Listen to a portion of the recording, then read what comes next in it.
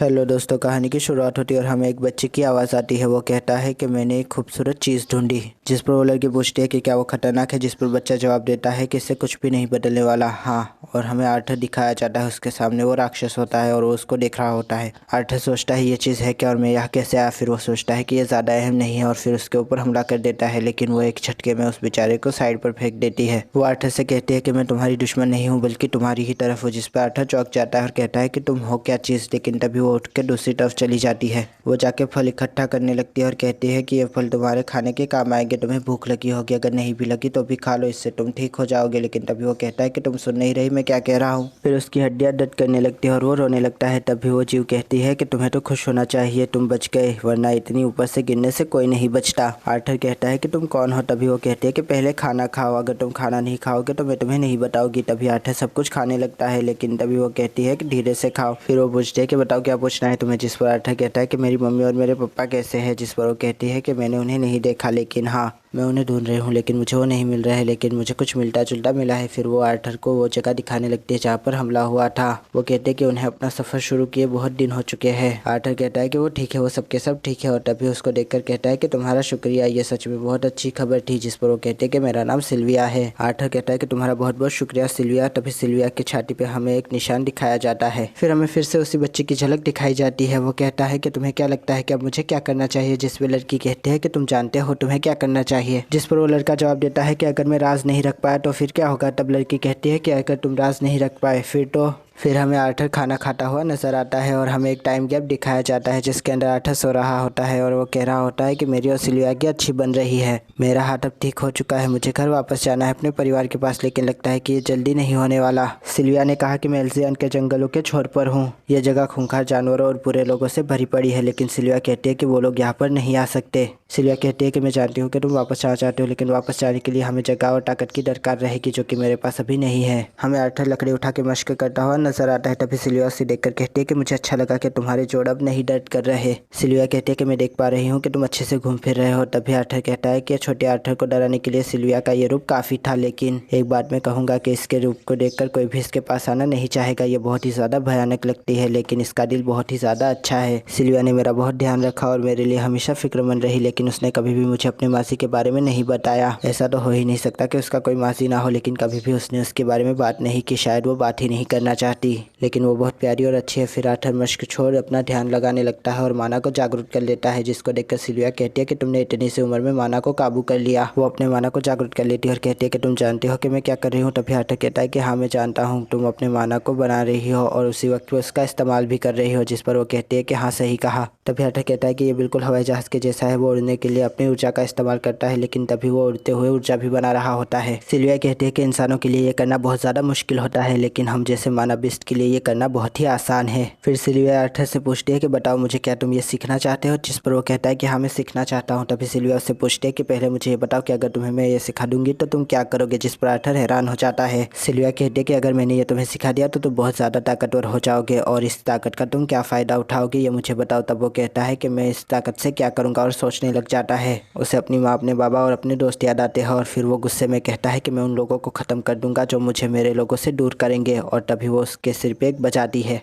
Arthur कहते हैं कि तुमने ये क्यों किया। तब वो कहते हैं कि तुम नाकामयाब हो गए। जिस पर आर्थर कहता है कि क्यों, अपने दुश्मनों को मारना तो सही है ना। फिर वो सोचता है कि मैंने इसी तरह से तो राजा की गद्दी हासिल की थी पिछले जन्म में। तभी सिल्विया कहती है कि ये तुम क्या सोच रहे हो, तुम्हारे दिमाग में ये क्या बुक्स भरा हुआ है, अपने दुश्मनों को मार कर तुम्हें खुशी कैसे मिल सकती है। और फिर वो उसकी तरफ हाथ बढ़ाती है और उसके निशान को देखकर कहती है कि ये तो बहुत गहरा निशान पड़ गया, तुम्हें ज्यादा चोट तो नहीं लगी ना। तब वो कहता है कि नहीं नहीं मैं ठीक हूँ। जिस पर सिल्विया दोबारा उसकी तरफ उंगली बढ़ाती है और वो डर जाता है। तभी वो कहती है कि मेरे ये हाथ तुम्हारे चीर फाड़ के टुकड़े करने के लिए काफी है, लेकिन मैं जब भी तुम्हारी तरफ हाथ बढ़ाती हूँ तो शफकत के साथ। तुम बताओ आर्थर कि तुम्हें कौन सा वाला हाथ पसंद है। तब वो कहता है कि मुझे तुम्हारा शफकत भरा हाथ पसंद है। जिस पर वो कहती है कि हाँ सही कहा। नफरत और गुस्सा बहुत ही आसान जज्बात होते हैं, हर किसी से ये जाहिर हो जाते हैं और यही वजह है कि जब तुम इन्हें किसी और पे जाहिर करते हो तो फौरन ये तुम्हें खुशी देते हैं, लेकिन वक्त के साथ साथ ये नासूर बन जाते हैं और तुम्हें अंदर से खा जाते हैं। तभी आर्थर को अपनी पुरानी जिंदगी का गुस्सा याद आता है और वो सोचता है कि मेरे साथ यही होता था। फिर सिल्विया कहती है कि मैंने तुम्हारी जिंदगी इसलिए नहीं बचाई कि तुम अपनी जिंदगी को इस तरह की चीजों के नाम कर दो। तभी वो सोचता है कि क्या तुम्हें मेरी पिछली जिंदगी के बारे में पता है? ऐसा कैसे हो सकता है भला? सिल्विया कहती है कि फिर से कोशिश करते हैं, बताओ मुझे तुम इस ताकत के साथ क्या करोगे? तभी वो थोड़ा सोचता है और अपने परिवार को याद करके कहता है।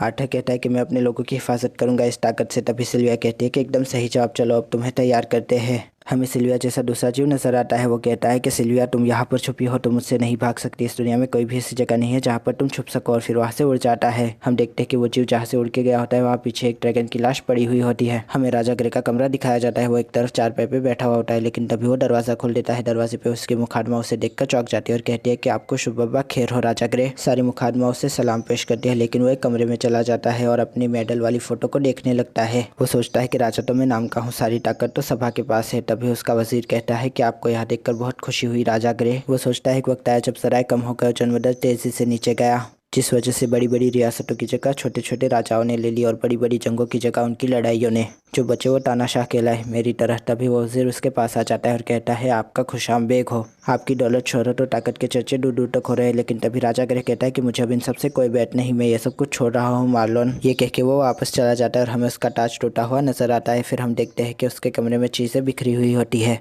हमें सिल्विया आर्थर को सबक देती हुई नजर आती है। आर्थर अपना काम कर रहा होता है, लेकिन तभी सिल्विया कहती है कि धीरे से काम करो। तुम्हें माना को इस्तेमाल करते वक्त अपने बहाव को बनाए रखना है और अपनी ऊर्जा का विखलन होने से रोकना है। इसकी वजह से तुम्हारी ताकत बढ़ जाएगी और तुम अपने जिस्म में फौरी बदलाव महसूस कर पाओगे। आर्थर सोचता है कि सब्र करो, सब्र से ही सब कुछ होगा। तुम भूल गए पिछले जन्म में तुमने कितना सब्र किया था।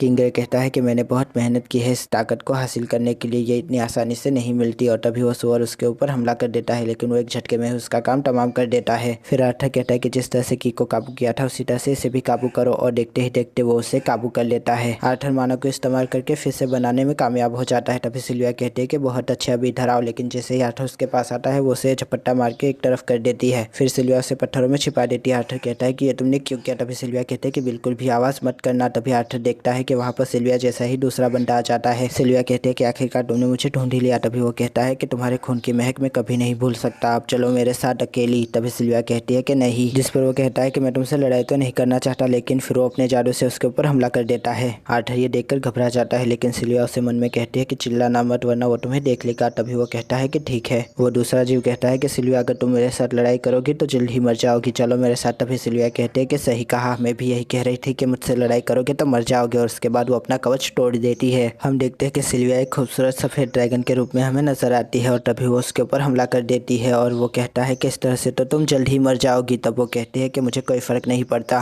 तभी वो जीव सिल्विया के हमले को गुफा की चट्टानों पे मोड़ देता है, जिसकी वजह से चट्टानें नीचे गिरने लगती है। फिर वो सिल्विया पर हमला करने लगता है, जिससे गुफा तबाह होने लगती है। तभी सिल्विया आर्थर की तरफ देखती है और सोचती है कि ऐसे तो नहीं चलेगा। तभी वो कहता है कि तुम्हें इस तरफ ध्यान देना चाहिए। वो सिल्विया की तरफ एक बहुत बड़ा जादुई गोला फेंकता है, लेकिन तभी सिल्विया कहते हैं कि अभी नहीं। और हम देखते हैं कि वहाँ पर सब कुछ ठहर जाता है। आर्थर ये सब कुछ देखकर हैरान हो जाता है, लेकिन तभी सिल्विया से कहती है कि इधर आओ। और उसके ऊपर से पत्थर हट जाते हैं। वो सिल्विया के पास आता है और कहता है कि सिल्विया ये सब क्या हुआ? सिल्विया कहते हैं कि मैंने बस अपनी ताकत का मुजाहरा किया है, ये ज़्यादा अहम नहीं है। तुम मुझे ये बताओ कि अब सिल्विया नाम मुझ पर जचता है? तब वो कहता है कि तुम तो ड्रैगन हो, जिस पर वो कहती है कि हाँ, इसी नाम से तुम हमें बुलाते हो। फिर वो दरवाजे खोल देती है और आर्थर से कहती है कि मैं इन्हें दूर तक नहीं खोल पाई, लेकिन कोई बात नहीं, तुम यहाँ से बच के निकल जाओगे आसानी से। वो आर्थर से पूछती है बताओ आर्थर तुम इस ताकत के साथ क्या करोगे? तब वो जवाब देता है कि मैं लोगों की रक्षा करूंगा। सिल्विया कहती है कि ये वादा रहा। तभी आर्थर देखता है कि उसका खून बह रहा होता है, लेकिन तभी वो कहती है कि एक बात सुनो, मुझे तुम्हें कुछ तोहफे देने हैं। फिर वो उसे एक अंडा और पंख देती है और कहती है कि इसे इस पे लपेट लेना और इसका हमेशा ध्यान रखना।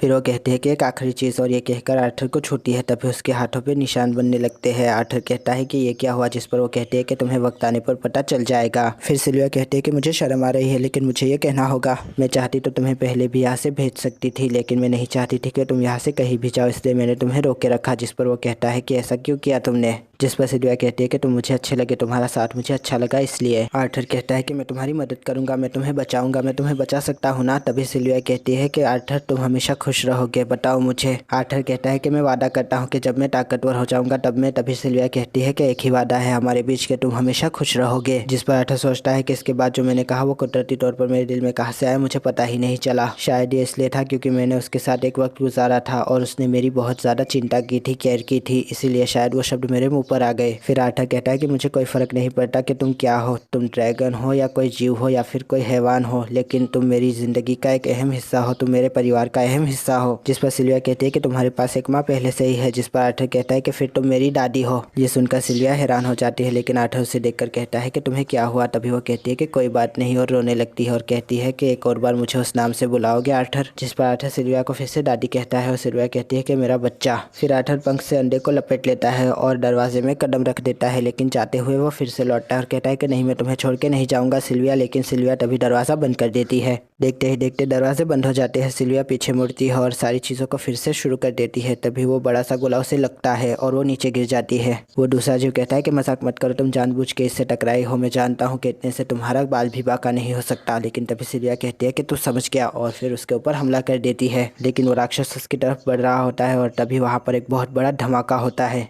हमें फिर से उसी बच्चे की झलकियाँ दिखाई जाती है। वो कहता है कि तुम्हारा शुक्रिया, मैं समझ गया। लेकिन तभी वो लड़की कहती है कि बताओ मुझे, अब तुम क्या करोगे। जिस पर वो कहता है कि मैं उन्हें सब कुछ बता दूंगा। और तभी सीन शिफ्ट हो जाता है। हम देखते हैं कि सिल्विया की आवाज़ आर्थर को सुनाई जाती है। आर्थर बताओ मैंने तुम्हें क्या कहा था। तभी आर्थर कहता है लेकिन मैं दुखी हूँ। सिल्विया कहती है कि सच है, ये दुनिया एक दुख का समंदर है, लेकिन तुम्हें खुशी के रास्ते ढूंढने होंगे। जिस पर आर्थर कहता है कि मैं ये नहीं कर सकता। तभी वो कहती है कि तुम करोगे, ज़रूर कर लोगे। सिल्विया कहती है कि अभी तो तुम्हें इस दुनिया का राजा बनना है। तभी आर्थर कहता है कि सिल्विया, लेकिन सिल्विया कहती है कि एक बात याद रखना, अपने दिल को कभी भी नफरत से मत भरने देना। अपनी इस नई जिंदगी को दूसरों के लिए उजाला बनाना, राजा ग्रे। और तभी वो हक्का बक्का रह जाता है और कहता है कि सिल्विया। फिर वो सोचता है कि क्या ये आवाज़ सिल्विया की थी। हम देखते हैं कि जंगल में आर्थर एक तरफ पड़ा हुआ होता है, उसके हाथ में अंडा होता है, लेकिन वो उस अंडे को अपनी जेब में डाल देता है और खड़ा हो जाता है। तभी पीछे से झाड़ियों के हिलने की आवाज़ आती है और वो पलट जाता है और यहाँ पर यह एपिसोड खत्म हो जाता है। दोस्तों आशा करता हूँ आपको ये रिव्यू पसंद आएगा। दोस्तों अगर पसंद आया हो तो लाइक कीजिए, शेयर कीजिए, सब्सक्राइब कीजिए। ज़्यादा पसंद आया हो तो कमेंट भी कीजिए। दोस्तों थैंक यू, खुदा हाफिज़, अपना ध्यान रखेगा, फिर मिलेंगे। Thank you.